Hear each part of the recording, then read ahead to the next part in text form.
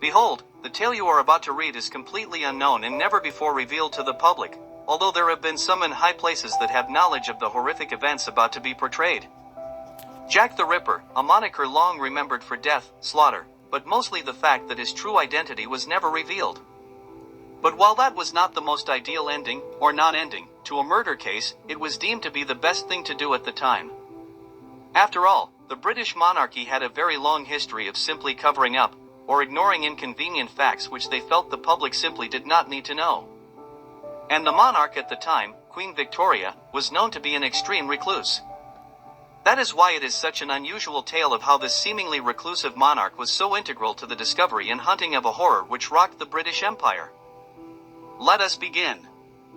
The British Isles were a long way from Texas, and the Ranger had come with one goal in mind: to kill a murderous fiend.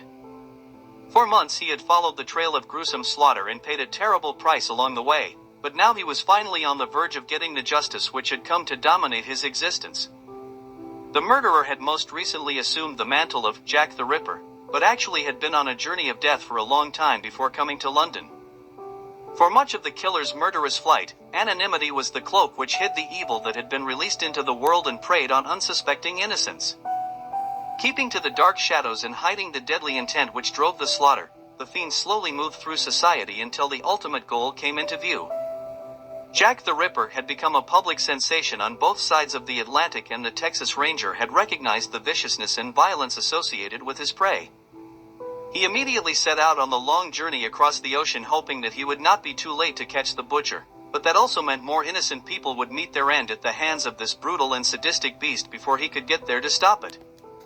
He had notified the British authorities, explaining what he could, and hoped that they would not think him mad, but he put little faith that they would believe him and act.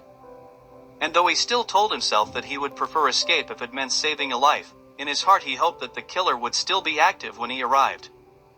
One should be careful for what one wishes, because they might just get it, and so it was for the Ranger when he arrived in London. The killer was still active. Unfortunately, the killer had eyed a new prize: Victoria, Queen of England, Scotland and Ireland, and Empress of the British Empire. Find out what happens next in the new book Queen Victoria vs. Jack the Ripper, now available on Amazon.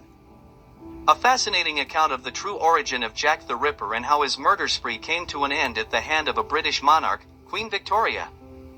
Buy it now on Amazon, don't miss out.